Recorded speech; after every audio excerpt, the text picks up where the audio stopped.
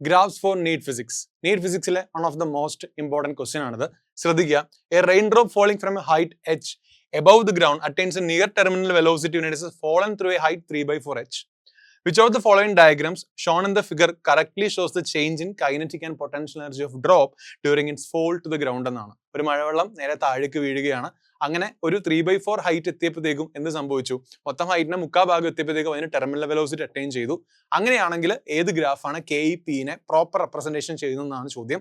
ആദ്യമേ ശ്രദ്ധിക്കേണ്ട കാര്യം കൈനറ്റിക് എനർജിയാണ് ഇൻക്രീസ് ചെയ്തുകൊണ്ടിരിക്കും. ടെർമിനൽ വെലോസിറ്റി എന്ന് പറഞ്ഞാൽ പിന്നെ വെലോസിറ്റി കോൺസ്റ്റന്റ് ആയിരിക്കും. സോ കൈനറ്റിക് എനർജി ഇൻക്രീസ് ചെയ്തിട്ട് പിന്നെ കോൺസ്റ്റന്റ് ആകുന്ന ഗ്രാഫ് വേണം നോക്കാൻ. ഹൈറ്റ് കുറഞ്ഞുകൊണ്ടിരിക്കുകയാണ്, പൊട്ടൻഷ്യൽ എനർജി ഡിക്രീസ് ചെയ്യും. ഈ രണ്ടുമാണ് നമ്മുടെ കണ്ടീഷൻസ്. നമുക്ക് ഓരോ ഗ്രാഫ് വെച്ച് നോക്കാം. ഇവിടെ കൈനറ്റിക് എനർജി കുറയുന്നു എന്ന് പറയുന്നു, അപ്പൊ തന്നെ നമുക്ക് ദിസ് ഇസ് റോങ്.